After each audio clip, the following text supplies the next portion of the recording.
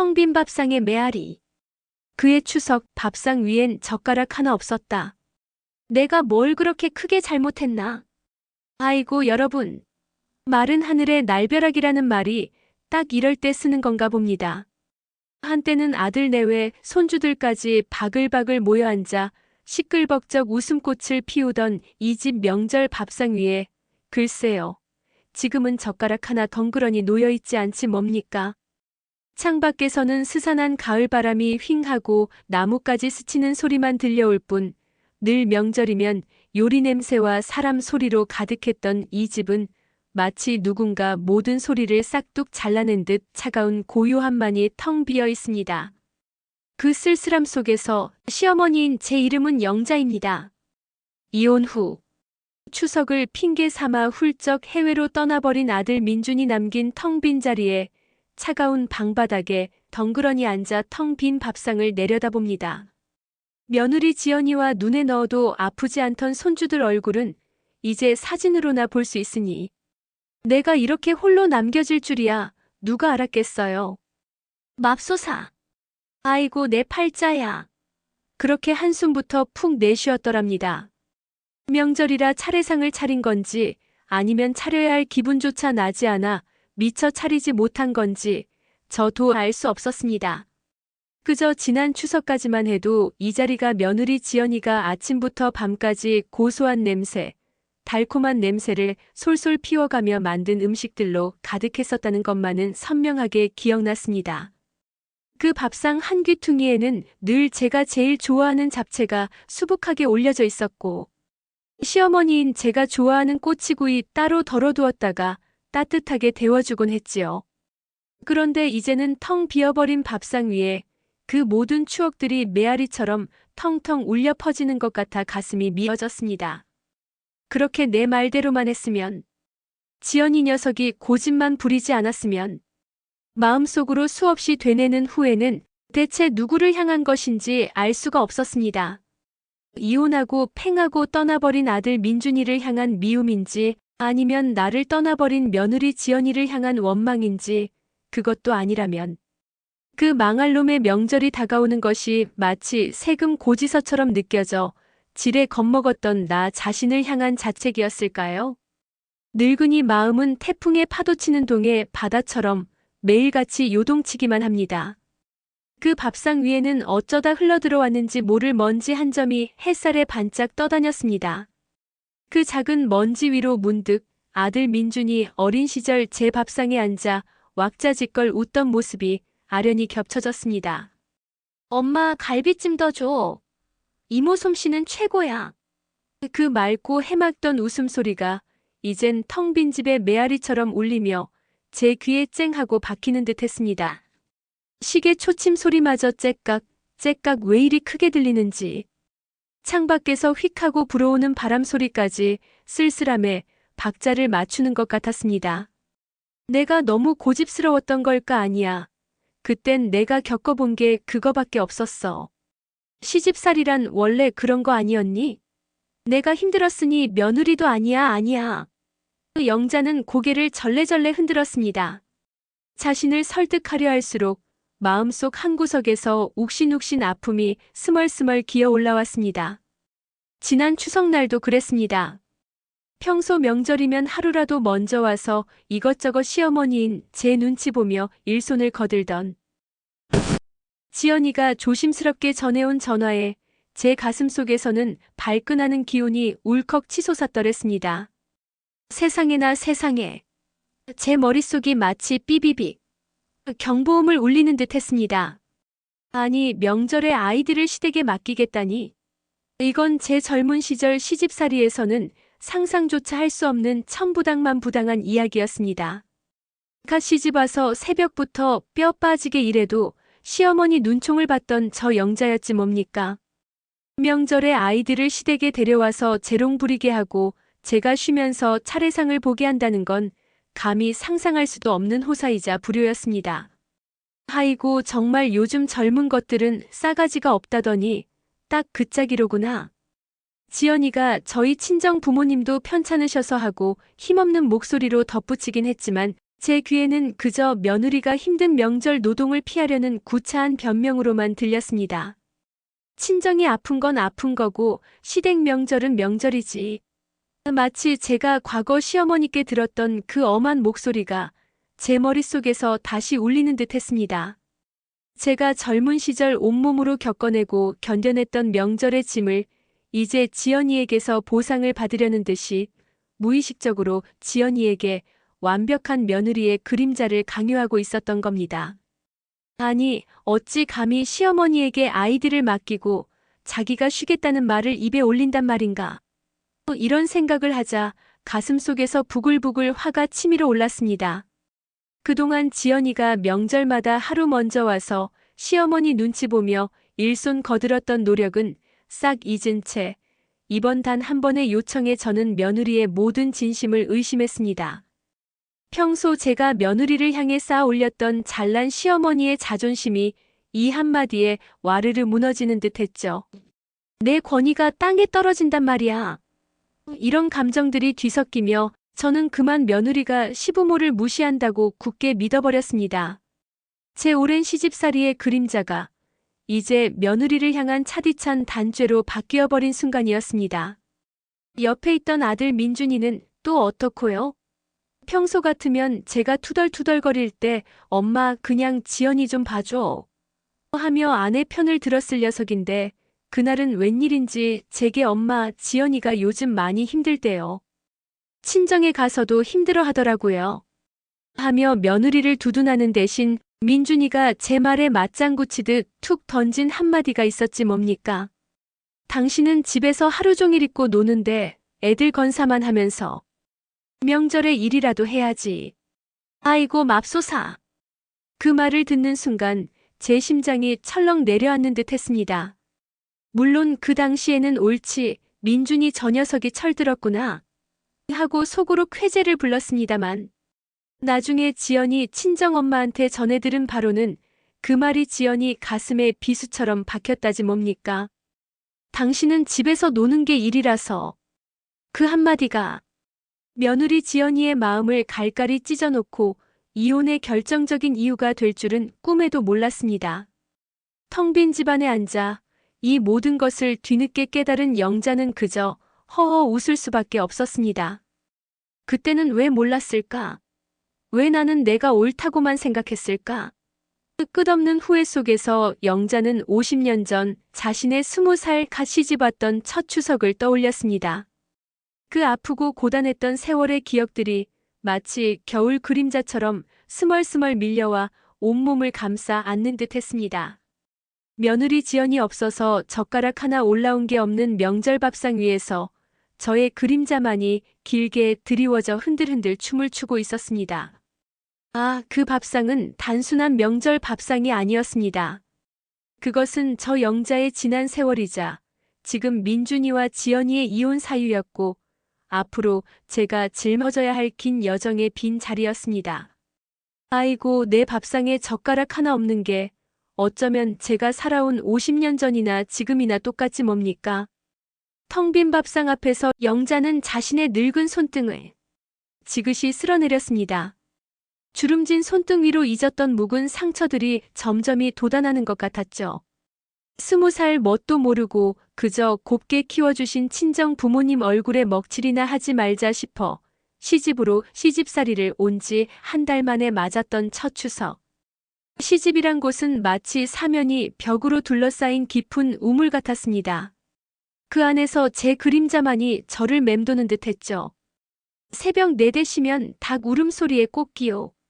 하고 잠이 깨기도 전 시어머니의 인기척이 제 방문 앞을 성큼 지나치더니 이내 문 밖에서 컹컹하는 마른 기침 소리가 들려왔습니다. 잠시 후 낮지만 단호한 목소리가 문을 뚫고 들어왔죠. 아가 해 떴다. 부엌일 해야지. 네, 어머님. 하고 불이 나게 일어나 씻지도 못하고 부엌으로 후다닥 달려갔습니다. 고요한 새벽 부엌에선 오직 저의 칼질 소리만이 착착착 하고 울려 퍼졌습니다. 나물은 길이를 맞춰서 썰어야지 이리저리 지멋대로 썰면 쓴맛이 난다. 아직도 간을 못 맞추니? 내 친정에서는 대체 뭘 먹고 자랐니? 시어머니의 잔소리가 귓전을 맴맴 맴돌았죠. 마늘 다지는 소리 쿵, 쿵. 나물 볶는 소리 지지직, 지지직. 그 고소한 냄새가 진동했지만 제 코에는 그저 매운 연기 냄새와 구박의 냄새만 가득했습니다. 장작 불 때는 연기에 눈은 콜록콜록거리고 허리는 아픈 줄도 모르고 허리를 꼿꼿이 세운 채 몇 시간을 서 있었습니다. 대가족 상다리가 휘청할 만큼 음식들을 차려내고 나면 저도 모르게 애고고고하고 탄식이 절로 나왔죠. 그렇게 하루 종일 일해도 시어머니 입에서 아이고 우리 며느리 고생이 많다는 소리는 그림자조차 찾아볼 수 없었답니다.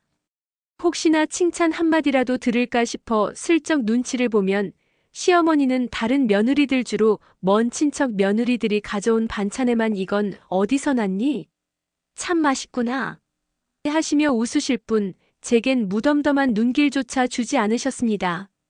마치 제가 투명 인간이라도 된 것 같았죠. 남편이라 하는 양반은요. 명절 음식 준비하는 부엌 문턱에 얼굴도 빼꼼 비치지 않으셨습니다.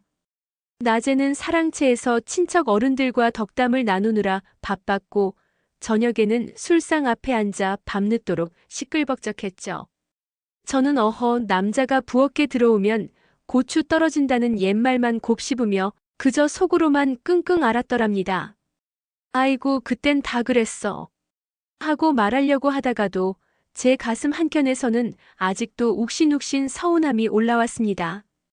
마치 20살부터 시작해서 50년간 명이 길게 박힌 가시가 이제야 부어오르는 듯 했습니다. 문득 영자는 명절 음식 준비에 지쳐 푸념처럼 던졌던 이웃집 명숙 언니의 이야기가 불현듯 떠올랐습니다. 명숙 언니도 저랑 비슷한 나이에 시집을 와서 고달픈 시집살이를 하고 있었죠. 언니는 영자야, 나는 그냥 시집 와서 쭉 그림자처럼 살았다 아이가. 이 집안에서 내 존재는 그저 일하는 그림자뿐이었다는 생각이 들 때가 한두 번이 아니데이. 하고 한숨을 쉬곤 했습니다. 언니의 그 한숨이 오늘날 텅 빈 밥상을 마주한 저 영자의 한숨과 딱 겹쳤습니다. 명숙 언니의 명절은 언제나 그림자 같았습니다. 언니는 시집간 후 친정 엄마가 보내주신 편지를 읽으며 울던 밤을 수도 없이 보냈다고 했습니다. 딸아, 시집가서 구박받지 말고 기죽지 마라. 친정 엄마의 말 한마디가 언니를 버티게 했지만 시집의 현실은 냉혹했습니다. 나는 늘 부엌에 있었지. 웃음소리는 거실에서만 들렸어. 언니는 늘 그렇게 말하곤 했습니다. 명절이라도 돌아오면 차례상 차리느라 허리 한번 편히 펴지 못하고 동동거렸습니다. 쿵쿵, 척척.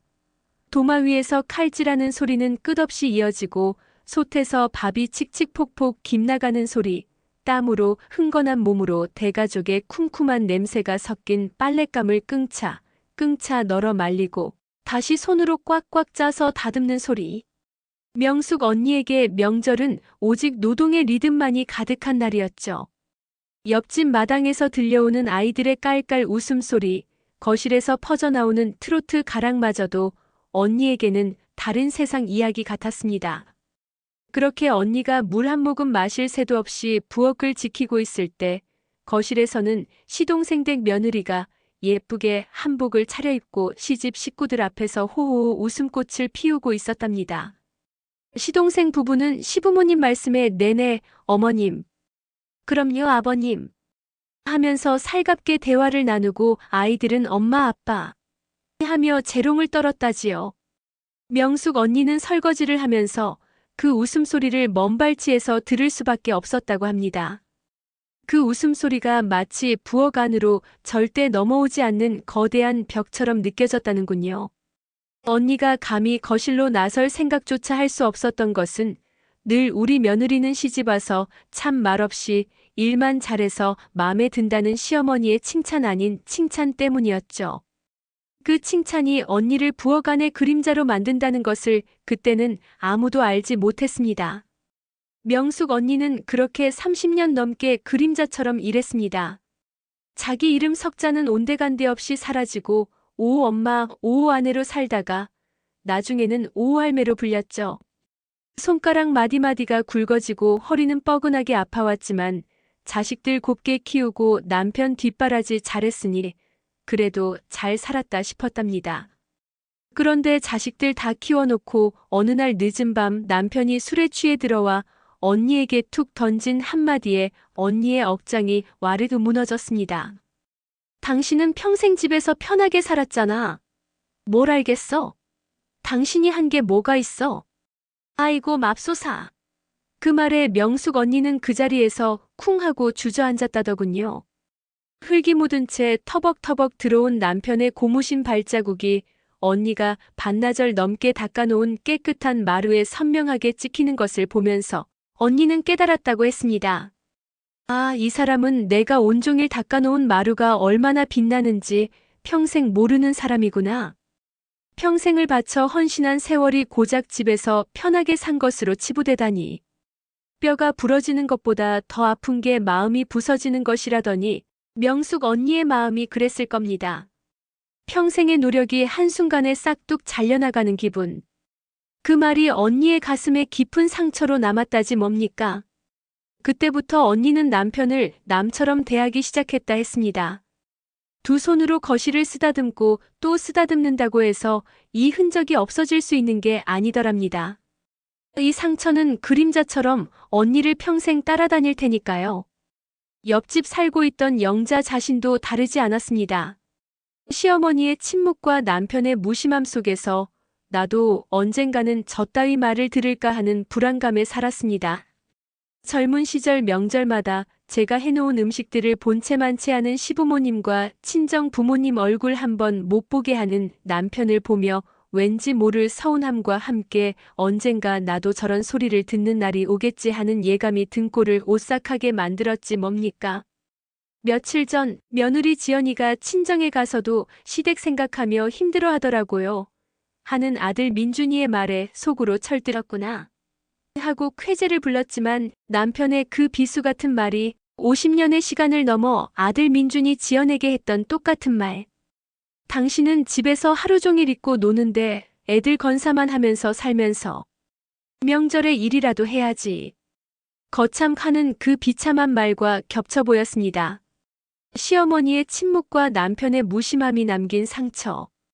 그 상처가 고스란히 저를 통해 이제 며느리 지연에게 대물림 되었음을 뒤늦게 깨달은 영자는 그저 하늘만 올려다볼 뿐이었습니다. 텅 빈 밥상 앞에서 영자는 또 한 번 눈을 지그시 감았습니다. 그 눈을 감자 50년 전 저 영자 자신과 이웃집 명숙 언니의 그림자 같은 모습이 선연하게 떠올랐습니다. 부엌에서 홀로 착착착 지지직 요리를 하고 끙차끙차 빨래를 짜던 젊은 여인들. 그들의 삶은 마치 고요한 배경 속에서 움직이는 그림자처럼 늘 희생하고 헌신했지만 그 노고는 누구에게도 제대로 인정받지 못했죠.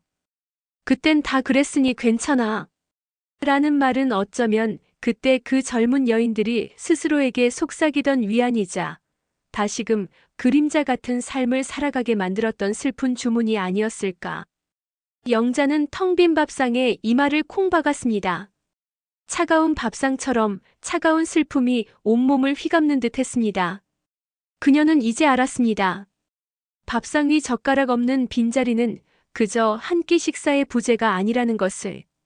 그것은 영자와 명숙 언니의 젊음, 인정받지 못한 수십 년의 노고, 그리고 이제는 며느리 지연에게까지 이어진 끊을 수 없는 고통스러운 그림자였다는 것을 말입니다. 잠깐만요. 이 내용이 좋으시면 구독과 좋아요, 댓글 알람 설정 부탁드립니다. 다른 글을 또다시 열심히 창작할 수 있는 용기를 주시는 거예요. 고맙습니다.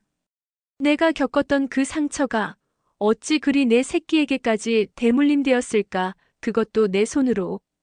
영자는 텅 빈 밥상 앞에 앉아 중얼거렸습니다. 20살부터 50년간 가슴에 박혔던 가시가 뒤늦게 돋아났다는 그 말처럼 영자의 지난 세월은 온통 후회와 자책의 연속이었습니다. 옆집 친구 명숙 언니의 그림자 같은 삶, 그리고 영자 자신도 다르지 않았던 젊은 날의 서러움이 이제 며느리 지연에게 고스란히 되풀이되고 있었다는 생각에 이 늙은 가슴은 울컥울컥 죄책감으로 미어져 왔습니다. 영자는 자신이 겪었던 상처를 며느리에게 대물림했던 것일까요? 그녀는 50년 전 젊은 시절 명절만 되면 마음 졸였던 기억을 생생하게 떠올렸습니다. 제가 20살 꽃다운 나이에 시집을 왔지만 친정은 넉넉지 못한 형편이라 늘 마음 한구석이 불안했습니다. 명절이 되면 시어머니는 사돈집에서 가져온 푸짐한 음식들을 늘어놓고는 칭찬 일색이셨죠. 아이고, 저 김서방네댁 사돈은 쌀가마니를 몇 포대씩 보내주더라. 인심이 넉넉하시지. 우리 막내 며느리는 복도 많지. 옆집 박서방 며느리는 친정에서 금일봉을 두둑이 쥐어줬다더구먼. 딸 자식 잘 둬서 시집에도 빛이 나는 법이야. 시어머니의 말 한마디 한마디는 대놓고 영자를 폄하하는 건 아니었지만 영자의 귀에는 그 모든 말이 비수처럼 날아와 박혔습니다. 마치 제가 늘 부족하고 제 친정이 못난 것 같은 기분이 들었습니다. 꾹꾹 눌러 참아도 얼굴이 화끈 달아올랐고 괜스레 제 남편까지 초라해 보이는 것 같아 속으로 끙끙 앓았더랬죠. 그 잘나고 넉넉한 사돈댁 며느리들 앞에서 제 그림자마저 숨기고 싶은 심정이었습니다. 그 서러움은 자식을 낳고 나서 더욱 깊어졌습니다. 시어머니가 명절에 손주들에게 용돈을 줄 때도 늘 다른 친척 아이들부터 먼저 부르시곤 했습니다. 김 선생 댁 손주는 용돈을 몇 배로 줘야지. 우리 집안의 경사야. 하고 과장된 칭찬과 함께 돈을 넉넉히 쥐어주시다가 나중에 제 아이들에게는 너희는 부모가 넉넉지 못하니 이해해라. 그래도 할미가 마음은 준다. 하는 식으로 다른 아이들의 절반 정도 되는 돈을 겨우 손에 쥐어주셨습니다. 제 아이들이 고개를 푹 숙이던 그 모습은 아직도 영자의 가슴속에 선연한 상처로 남아 있습니다. 아이고, 그때 내 아이들이 얼마나 상처를 받았을꼬. 늙은 영자는 두 눈을 지그시 감았습니다. 그 서러움과 부끄러움이 쌓이고 쌓여 영자는 자신도 모르게 다른 사람을 비교하는 못된 버릇이 생겼던 것일까요? 그렇게 스스로를 비교에 덫에 가두고 또 다른 누군가를 그 덫으로 밀어넣는 악순환이 시작되었던 걸까요? 며느리 지연이는 속으로 자주 이런 말을 했다더군요. 나는 왜 항상 부족한 사람처럼 느껴졌을까? 아무리 노력해도 내게서 떨어지지 않는 낙인 같았어. 엄마는 늘 괜찮다고 잘하고 있다고 했지만 시어머니의 그 시선은 늘 나를 작게 만들었어. 마치 내가 뭘 해도 부족한 사람인 것처럼. 영자는 텅 빈 밥상을 보며 며느리 지연이가 한 말을 떠올렸습니다. 지연의 친정 부모님은 넉넉지 못한 형편이라 늘 마음이 쓰였습니다. 저 영자의 젊은 시절과 묘하게 겹치는 부분이기도 했습니다. 지연이도 특별한 전문직을 가진 며느리는 아니었습니다. 겉으로는 티를 내지 않았지만 명절이 되면 직업이 탄탄했던 다른 집 며느리들 이야기를 하면서 저도 모르게 애구고 요즘 젊은 애들은 친정 부모님만 생각해서 같은 말을 툭툭 던지곤 했습니다. 어느 날은 옆집 순자네 며느리 이야기를 하면서 넌지시 요즘은 다들 전문직 며느리라더라. 명절에 친정 부모님한테 용돈도 두둑이 드리고 시댁에도 알아서 잘하고 하고 말을 흘렸더랬습니다. 그때 지연이의 얼굴이 사르르 굳어지던 모습, 저는 왜 그때 알아채지 못했을까요? 곰곰이 생각해보니 그 말들은 50년 전 저 영자에게 시어머니가 하셨던 은근한 무시와 비교의 칼날과 똑 닮아 있었습니다. 내 아픈 상처를 나는 지연이에게 똑같이 되갚아주고 있었구나.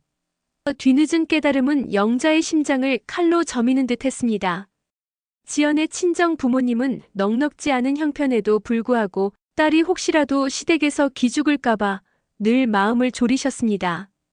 특히 지연의 엄마는 딸이 시댁으로 출발하는 명절이면 속병을 앓다시피 했다고 먼 친척을 통해 영자가 전해 들었습니다. 명절 전날이면 영자에게 전화가 걸려왔습니다. 수학이 넘어 친정엄마의 목소리는 늘 불안하고 조금은 떨리는 듯 했습니다. 지연이 어머님 별일 없으시죠? 우리 지연이 요즘 어쩐지 기운이 없어 보여서 하는 말 속에 딸을 향한 절절한 걱정이 그대로 묻어났습니다. 친정엄마는 지연이 시댁으로 출발하기 전날 밤이면 늘 몰래 지연이를 불러 봉투 하나를 건넸습니다. 봉투 안에는 한 달 뼈 빠지게 일해서 겨우 모은 돈이 차곡차곡 들어있었던 거죠. 낡은 한지 봉투는 늘 두툼하게 부풀어 있었죠. 친정엄마의 손은 거칠고 주름졌지만 봉투를 건네는 그 손길에는 딸을 향한 절절한 미안함과 기죽지 말라는 무언의 응원이 담겨 있었습니다. 봉투를 받은 지연은 말없이 고개를 푹 숙였습니다. 촉촉이 젖어드는 지연의 눈빛 속에는 엄마의 노고와 자신의 초라함, 그리고 시댁에서의 알 수 없는 불안감이 뒤섞여 있었습니다. 친정엄마는 지연의 손을 꼭 잡아주며 아가, 기죽지 말고 다녀와라. 내 친정, 어디 가서 꿀릴 것 하나 없다. 하고 다독였습니다. 그 순간 봉투를 받아든 지연의 얼굴에는 슬프게 드리워진 그림자가 있었고 그걸 지켜보는 친정엄마의 안타까운 시선이 있었습니다.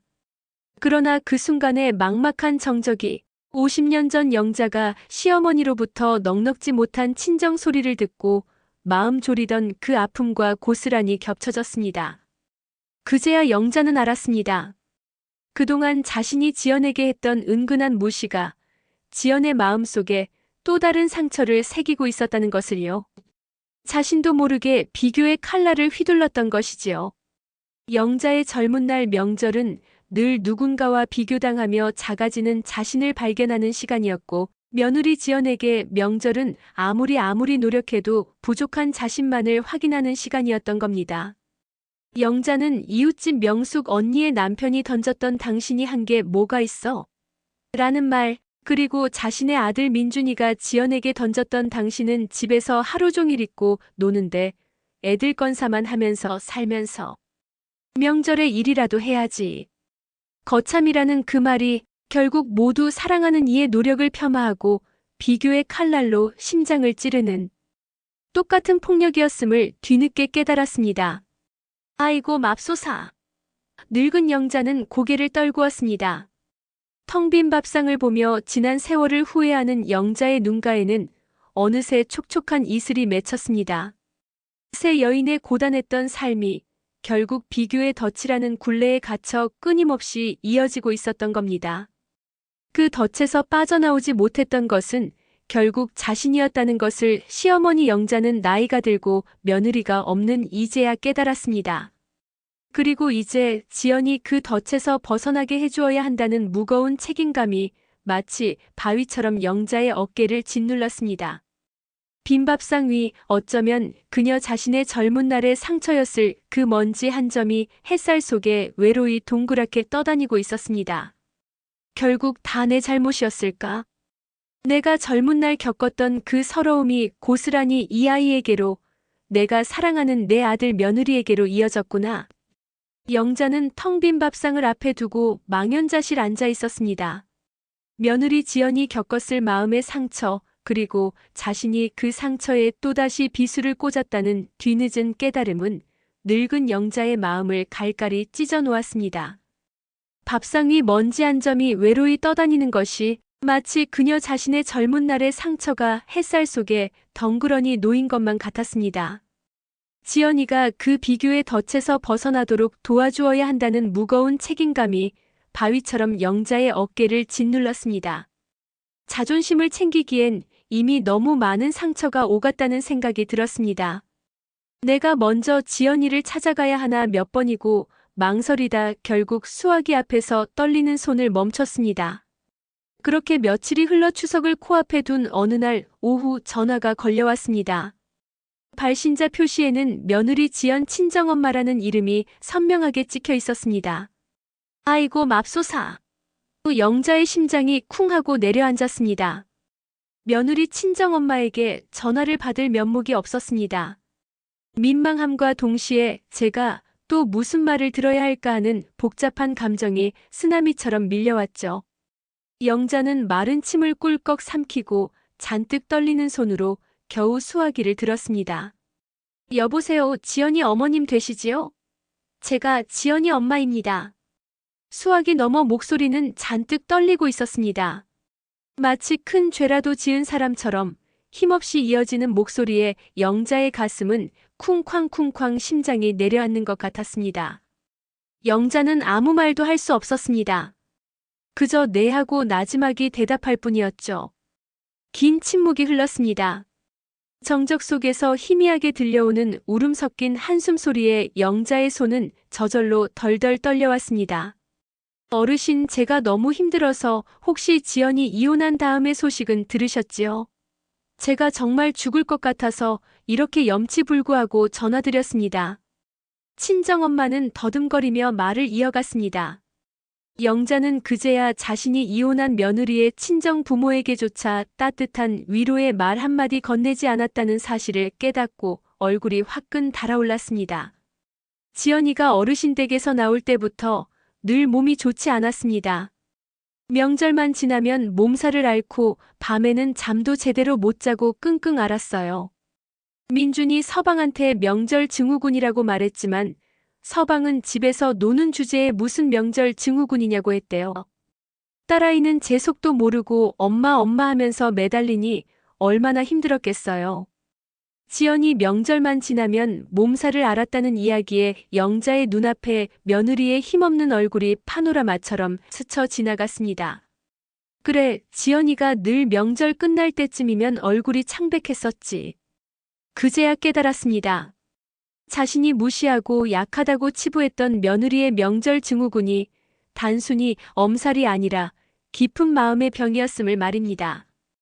불면과 불안에 시달리던 지연의 모습이 선연하게 떠올랐습니다. 사돈, 제가 이런 말씀드려도 될지 모르겠습니다만 지연이가 겪은 그 마음, 어쩜 제가 젊은 시절 겪었던 일과 그리 똑같은지요. 친정엄마는 잠시 말을 멈추더니 깊은 한숨과 함께 조심스럽게 물었습니다. 영자는 순간 화들짝 놀랐습니다. 자신이 젊은 시절 시집살이를 하며 겪었던 서러움을 이 여인도 겪었다니. 마주 앉아서 이야기하면 더 좋을 것 같다는 영자의 제안에 친정엄마는 다음 날 조심스러운 발걸음으로 영자의 집을 찾았습니다. 낡은 상 위에 뽀얀 찻잔 2개가 마주 놓였습니다. 텅 빈 밥상이 아닌 텅 비어있던 두 여인의 마음에 조용히 차가 채워지는 순간이었습니다. 두 여인은 한참 동안이나 말없이 차만 마셨습니다. 찻잔 부딪히는 소리마저 쨍하고 크게 들리는 고요함 속에서 영자는 친정엄마의 주름진 손을 보았습니다. 그 손이 어찌나 제 늙은 손과 닮았던지요. 수십 년의 세월을 뛰어넘어 서로의 상처를 짐작하는 두 여인의 눈빛은 복잡했습니다. 이제야말로 서로의 마음에 쌓인 응어리를 풀 수 있으리라는 희미한 기대감, 그러나 동시에 그 상처를 다시 건드려야 한다는 아픔이 교차했습니다. 친정엄마는 쭈뼛거리다가 마침내 조용히 그러나 단호하게 자신의 이야기를 꺼냈습니다. 그녀의 목소리는 떨렸지만 그 속에는 오랜 세월 묻어두었던 한과 고통이 응축되어 있었습니다. 저도 말입니다, 어르신. 참 바보같이 살았습니다. 제 친정도 시댁에 비해 없는 살림이라 늘 눈치를 보고 살았습니다. 연애 때는 그리 자상하고 꼼꼼하던 사람이 결혼하고 나니 180도 달라졌지 뭡니까? 특히 명절 때면 남편이 평소 쌓였던 불만을 명절에 온종일 시댁 식구들 앞에서 터뜨리곤 했어요. 제가 시어머님께 살갑지 못하다거나 음식 솜씨가 다른 며느리에 비해 부족하다거나 사소한 일 하나하나를 꼬투리 잡아 사람들 앞에서 저를 깎아내렸답니다. 친정엄마의 말 한마디 한마디는 영자의 심장을 칼로 저미는 듯 했습니다. 그녀가 젊은 시절 시어머니의 은근한 비교와 남편의 무심함 속에서 겪었던 그 감정들이 고스란히 되살아났습니다. 저희 시댁은 제사가 많고 손님도 늘 북적이는 집안이었는데요. 아침부터 밤까지 온종일 시댁에 붙어 있어야 했으니 사소한 불편함도 산처럼 쌓일 수밖에 없었어요. 밤늦게까지 설거지를 하는데 남편은 틈만 나면 저에게 여보, 김치는 이렇게 써는 게 아니고 좀 더 크게 썰어야지. 보기 싫게 아가씨가 말하는데 핸드폰만 보니? 기본이 없어, 기본이. 그 옷은 내 옷 아니야. 왜 함부로 손대? 관리도 못하면서. 그 같은 사소한 지적과 짜증을 쏟아냈습니다. 시댁 식구들이 오가는 사랑방 문을 빼꼼 열어놓고 제가 부엌에서 땀 흘리는 모습을 보면서도 아가 고생 많다는 말 한마디 없었으니 그땐 그게 전부 다 불만이었습니다. 늘 부엌에서 제 그림자만 보고 사는 것 같았죠. 친정엄마는 마치 그때의 일을 다시 겪는 듯 얼굴이 새하얘졌습니다. 그녀의 손은 차가운 찻잔을 부들부들 떨고 있었습니다. 영자는 숨죽인 채 들었습니다. 친정엄마의 이야기 속에서 50년 전의 자신의 모습이 고스란히 투영되어 보였기 때문입니다. 시어머니의 말없는 무시와 남편의 침묵이 주는 고통을 영자 자신도 겪었으니 친정엄마의 말 한마디 한마디가 영자의 가슴에 비수처럼 날아와 박혔습니다. 마치 제가 옆집 친구 명숙 언니의 한 맺힌 이야기를 다시 또 듣는 듯한 기분이었어요. 명절 내내 시달려도 저는 꾹꾹 눌러 참았습니다. 남편이 옆에 있었지만 그는 늘 침묵했죠. 제가 혹여 힘들다고 말하면 참을성 없다고 핀잔만 줄 뿐 힘들면 말하라는 남편의 말은 늘 빈말에 불과했습니다. 그렇게 쌓이고 쌓이다 결국 설거지를 하다가 그만 아끼던 접시를 쨍그랑 깨뜨리고 말았습니다. 온종일 쌓였던 감정이 그 접시 파편처럼 산산조각 나는 순간이었죠. 그날 밤 남편은 화를 내는 저에게 왜 이렇게 신경질이야? 명절이라 예민한가 본데 당신은 집에서 애들 건사만 하면서 놀잖아. 뭐 그렇게 대단한 일 한다고. 라고 소리쳤답니다. 친정엄마는 그 순간 아무 말도 할 수 없었다고 했습니다.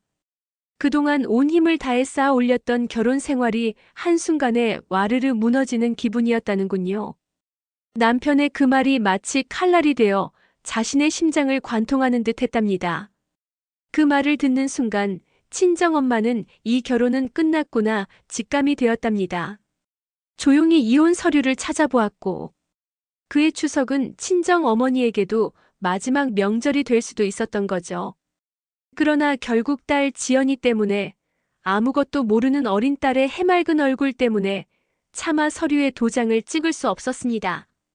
그 후로 저도 명절만 다가오면 몸살을 앓고 불면과 불안에 시달렸습니다. 어쩌면 남편과의 진정한 이혼은 이미 그때 이루어졌는지도 모릅니다. 단지 서류에 도장을 찍지 않았을 뿐. 어르신 지연이도 똑같았습니다. 민준이가 한 말이 꼭 제 남편과 똑같았습니다. 당신은 집에서 애들 건사만 하면서 놀잖아. 뭐 그렇게 대단한 일 한다고. 제 딸아이가 제 서방에게 똑같이 이런 말을 듣고 상처받았다는 생각에 제가 정말 눈물이 났습니다. 제가 참지 못하고 그때 이혼을 했어야 했는데 제 딸까지 똑같은 고통을 물려준 것 같아서 너무너무 답답했어요. 친정엄마는 마지막 말을 하며 너무너무 답답해 하셨답니다. 두 손으로 얼굴을 감싸 쥔 그녀의 어깨가 들썩들썩 떨려왔습니다. 영자의 눈가에도 어느새 촉촉한 이슬이 맺혔습니다. 며느리 지연이도 친정엄마처럼 그날 밤 잠 못 이루고 이혼 서류를 찾아보지 않았을까요? 집에서 놀자나라는 말은 그저 무심한 한마디가 아니었습니다. 평생의 노력을 한순간에 싹둑 잘라내는 칼날 같은 말. 그것은 젊은 시절 영자 자신이 시어머니와 남편에게 듣지 않았어도 마음속으로 느꼈던 그 비참함과 똑같은 상처였습니다. 명숙 언니의 남편이 던졌던 당신이 한 게 뭐가 있어? 하는 말의 잔혹함이 다시 한번 영자의 가슴을 섬뜩하게 꿰뚫었습니다. 두 늙은 여인은 마주 앉아 오랜 침묵 속에 서로의 차마 내뱉지 못한 한숨을 나누었습니다. 찻잔은 이미 식었고 창밖에서는 가을 햇살이 외로이 기울고 있었습니다. 영자는 이제 며느리 지연이 이혼까지 고려했던 실제 상황들이 한 점 의심 없이 이해가 되었습니다. 아들 민준의 무심한 한마디 한마디가 얼마나 아픈 비수였는지, 그리고 자신이 50년 동안 쌓아 올린 자존심이 얼마나 허망했는지를 뼈저리게 깨달았습니다. 그동안 자신이 품고 있던 며느리에 대한 모든 오해와 편견이 한순간에 와르르 무너지는 듯 했습니다. 친정엄마의 이야기는 시어머니 영자에게 단순한 슬픈 사연이 아니었습니다. 그것은 영자 자신의 과거였고 며느리 지연의 현재였으며 세대를 이어 끊이지 않던 고통의 굴레를 보여주는 거울이었습니다. 영자는 이제 깨달았습니다. 비교, 노력 폄하, 소통 부재, 이 세 가지가 한 가정의 평화를 어떻게 무너뜨리는지 말입니다. 영자는 무거운 마음으로 고개를 떨구었습니다. 텅 빈 밥상을 다시 바라보았습니다. 이제 이 빈자리를 어떻게 채워야 할지 그녀는 깊은 고민에 잠겼습니다. 반백년을 묵혀둔 지난날의 그림자들을. 친정엄마가 돌아간 후 시어머니 영자는 한참 동안이나 멍하니 앉아 있었습니다. 찻잔은 이미 싸늘하게 식어 있었고 창밖 가을 햇살은 마지막 힘을 다해 야위어가는 중이었습니다. 텅 빈 집안에 남은 것은 깊은 정적과 영자의 귓가를 웅웅 울리는 친정엄마의 목소리였습니다. 제가 제 딸까지 똑같은 고통을 물려준 것 같아서 죽을 죄를 지었습니다, 어르신.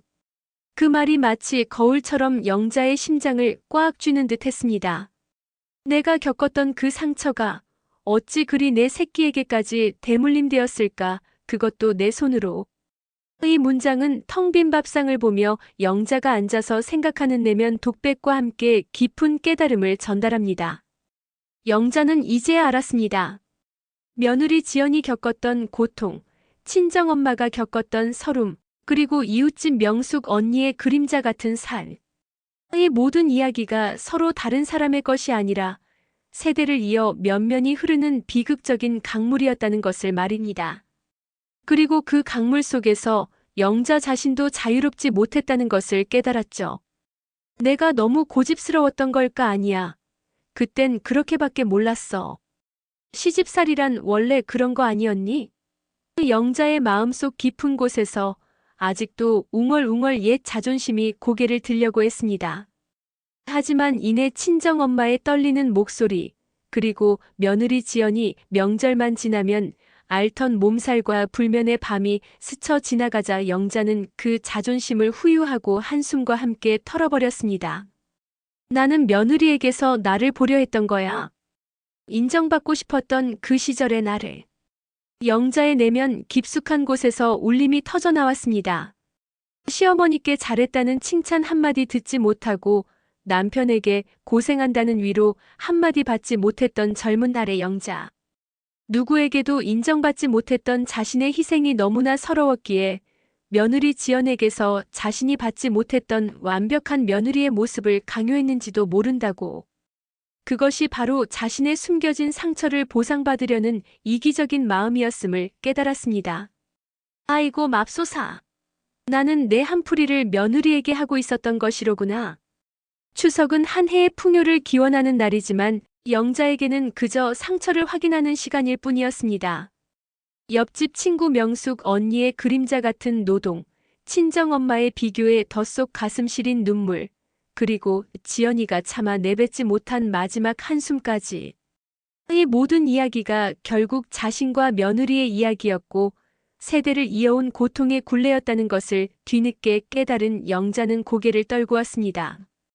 이혼 후 혼자가 된 아들 민준의 초라한 모습에 가슴 아파했던 영자는 이제 그보다 더 아픈 마음으로 며느리의 빈자리를 바라봅니다. 마치 텅 빈 밥상 위에 놓인 먼지 한 점처럼 그 빈자리는 그녀의 마음속에 시린 바람을 불러왔습니다. 나는 이 굴레를 끊어내야 한다. 더 이상 내 아이들에게, 내 손주들에게 이 고통을 물려줄 순 없어. 영자의 늙은 눈에 결심의 불꽃이 활활 타올랐습니다.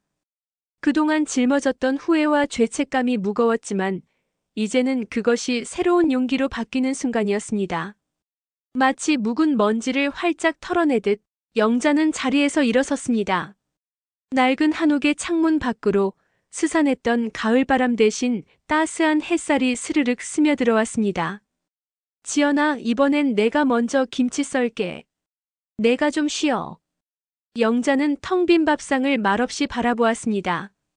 그리고 다음 명절, 그녀가 그려낼 미래를 상상하기 시작했습니다. 이번 명절에는 영자가 지연이에게 먼저 전화를 겁니다. 목소리는 떨리지 않았습니다. 떨리는 것은 영자의 마음, 아니, 새로운 시작을 알리는 설렘이었습니다. 지연아, 이번 추석에는 너 쉬어라. 애들은 민준이 보고 데려오라고 할게. 그리고 너랑 같이 점심이라도 먹자꾸나. 상상 속 지연이는 화들짝 놀란 얼굴로 전화를 받았을 것입니다. 그리고 아마도 몇 번이고 어머니, 괜찮으세요? 하고 되물을지도 모릅니다. 하지만 영자는 흔들리지 않았습니다. 상상 속 영자는 먼저 부엌으로 향했습니다. 칼을 들고 배추김치를 썰었습니다. 착착착. 칼질 소리는 예전과 같았지만 그 소리 속에는 이제 구박의 서러움 대신 화해의 리듬이 담겨 있게 되겠지요. 상상 속에서 며느리와 함께 나물 무치는 소리 조물조물, 지글지글 부침개 굽는 소리 지지직, 아이들의 까르르 웃음소리가 마당에서 정겹게 들려왔습니다. 아들 민준이는 설거지를 하겠다며 팔을 걷어붙였고 손주들은 시키지 않아도 마당을 쓸고 나르는 신용을 했습니다. 며느리 지연이는 평온한 얼굴로 따뜻한 차 한 잔을 앞에 두고 거실에서 오랜만에 편안한 웃음을 지어 보였습니다. 밥상 위에는 푸짐한 음식들이 놓여 있었고 젓가락들은 분주하게 움직였습니다. 그 밥상에는 더 이상 빈자리가 없었습니다. 50년의 상처가 녹아내리고 새로운 희망이 꽃피는 밥상을 상상했습니다. 영자의 눈가에 따뜻한 눈물이 주르륵 흘렀습니다. 이제 식구들이 모여서 만드는 밥상은 단순히 음식을 나누는 공간이 아니라 서로의 마음을 보듬고 상처를 치유하는 치유의 식탁이 될 것입니다. 물론 이 모든 것이 당장 해결되지는 않을 것입니다. 관계라는 것이 그리 쉽게 풀리는 실타래가 아니라는 것을 영자는 늙어서야 배웠습니다. 하지만 이제 시작된 영자의 작은 용기가 그 실타래를 한 올 한 올 풀어낼 힘이 될 것이라는 것을 믿었습니다. 사랑하는 시니어 독자 여러분, 우리가 잊고 있던 마음의 빈자리, 그 자리에 이제는 이해와 용서를 놓아야 할 때입니다. 긴 세월 동안 가슴속에 묻어두었던 크고 작은 상처들이 있으실 겁니다. 누군가를 향한 서운함, 혹은 자신을 향한 자책감, 미움과 원망. 하지만 결국 이 모든 것들은 우리 자신을 그리고 사랑하는 가족을 옭아매는 굴레가 될 뿐입니다.